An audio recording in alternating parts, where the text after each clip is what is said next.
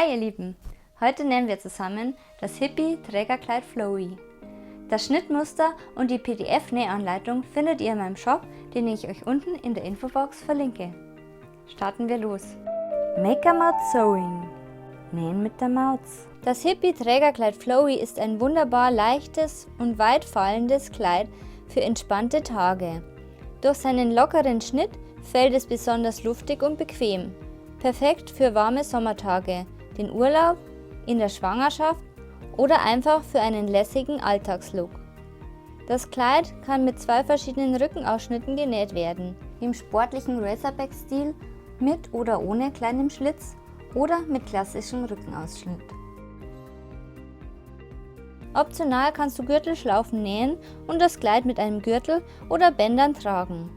Dadurch verändert sich die Silhouette komplett. Locker und fließend, ohne Gürtel oder tailliert und figurbetont mit Gürtel. Optional kannst du das Kleid auch kürzer machen und als Top tragen. Zuschnitt. Ich habe hier schon alles zugeschnitten. Du benötigst das Schnittteil A im Bruch zugeschnitten und das Schnittteil B gespiegelt zugeschnitten. Außerdem benötigst du noch Schrägband. Wenn du dieses aus demselben Stoff haben willst, kannst du dir das eingeblendete Video anschauen. Wenn du hinten einen Schlitz einnähen möchtest, brauchst du zusätzlich einen Knopf und ein kleines Band. Versiegel die Enden des Bandes, damit es sich nicht auftrennt. Nähanleitung. Lege die Schulternähte rechts auf rechts aufeinander und fixiere sie mit Klammern. Nähe die Schulternähte mit 1 cm Nahtzugabe zusammen. Verriegle dabei den Nahtanfang und das Nahtende. Versäubere anschließend die rohen Kanten, zum Beispiel mit einem Zickzackstich. Wenn du eine Overlock-Maschine hast, kannst du Nähen und Versäubern in einem Schritt erledigen. Bügle oder biege die Nahtzugabe der Schulternaht nach hinten. Als nächstes befestigst du das aufgeklappte Schrägband mit Klammern rechts auf den linken Seiten der Schnittteile A und B, an den Schultern und am Halsausschnitt.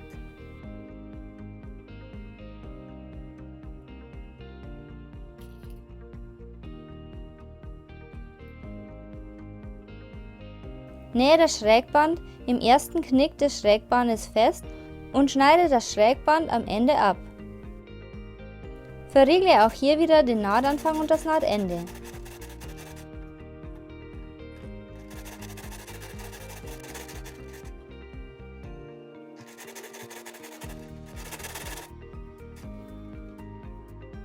Klappe das Schrägband anschließend nach rechts um und fixiere es mit Klammern.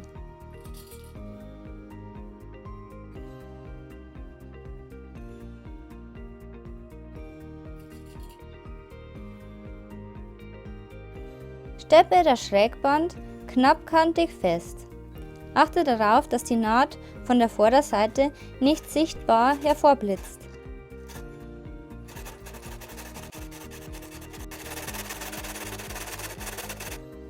So sieht das dann fertig aus. Schneide anschließend, falls noch nicht geschehen, überstehendes Schrägband ab. Bügle alle Schrägbandnähte einmal sorgfältig. Für die Schlaufen benötigst du 4 etwa 6 cm lange Stücke Schrägband. Schneide dir dazu ein 24 cm langes Schrägband ab, das du mittig umbügelst. Fixiere es mit Klammern und steppe es knappkantig ab.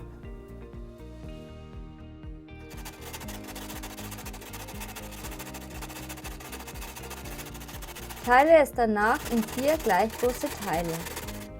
Versäubere die offenen Kanten. Stecke die Schlaufen anschließend an den Markierungen fest. Biege dafür die Kanten 1 cm nach innen.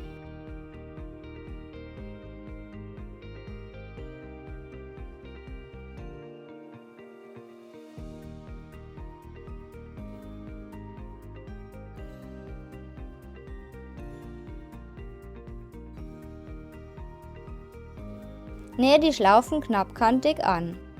Verriegle die Naht, indem du mehrmals vor und zurück nähst. Wenn du einen Gürtel verwenden möchtest, empfehle ich dir, die Schlaufen etwas größer als den Gürtel zu machen. Nähe auf diese Weise alle 4 Schlaufen. Wenn du Bindebänder nähen möchtest, schlage zuerst die Ecken ein, falte das Band mittig und steppe es anschließend einmal knappkantig rundherum ab. Stecke nun die Rückennaht rechts auf rechts mit Klammern zusammen. Achte darauf, dass die Enden des Schrägbandes genau aufeinander treffen. Nähe die Naht mit 1 cm Nahtzugabe zusammen. Verriegle den Nahtanfang und das Nahtende.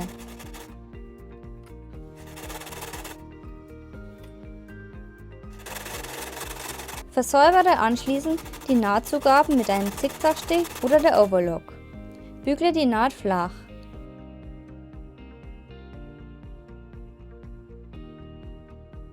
Wenn du lieber einen Schlitz im Rücken nähen möchtest, versäubere die Nahtzugaben einzeln und bügle sie anschließend auseinander. Lege dann fest, wie lang dein Schlitz sein soll und markiere die Stelle mit einer Nadel. Nähe anschließend einmal mit 0,5 cm Abstand um die Naht herum, um die Schlitzkante zu sichern. Trenne danach die Mittelnaht bis zum Ende der Naht auf. Entferne die aufgetrennten Fäden. Nähe anschließend auf der einen Seite einen Knopf und auf der anderen Seite eine Schlaufe, zum Beispiel aus Satinband an. Die Schlaufe sollte so groß sein, dass der Knopf gut hindurchpasst, aber nicht von allein herausrutschen kann.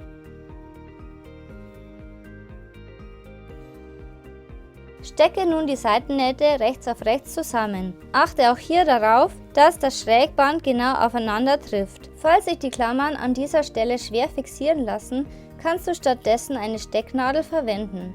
Nähe die Seitennähte mit 1 cm Nahtzugabe zusammen. Verriegle wieder den Nahtanfang und das Nahtende. Bügle die Nähte anschließend zur Rückseite hin flach. Biege das Schrägband nach hinten bzw. auf eine Seite und steppe es knappkantig fest. Es kann hilfreich sein, beim Nähen ein Stück Stoff unterzulegen, das etwa die gleiche Höhe hat. So lässt sich die Naht leichter führen. Biege nun den Saum ca. 2 cm nach innen und bügle ihn.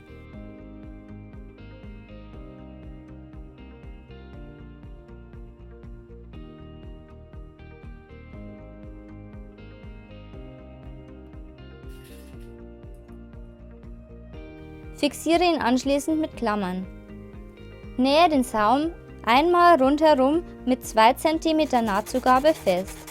Dafür kannst du zum Beispiel eine Coverlock, eine Zwillingsnadel oder eine Entziehnaht wie einen Zickzackstich verwenden. Nähe am Ende ein Stück über den Nahtanfang hinaus, um die Naht zu sichern. Kontrolliere anschließend, ob der Saum überall gut erfasst wurde oder ob du noch etwas nachbessern musst.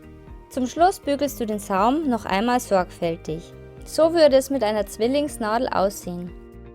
Fertig ist das Trägerkleid. Wenn dir das Video gefallen hat, würde ich mich noch über einen Daumen nach oben, ein Abo und einen Kommentar freuen. Und dann sehen wir uns bald wieder. Tschüss!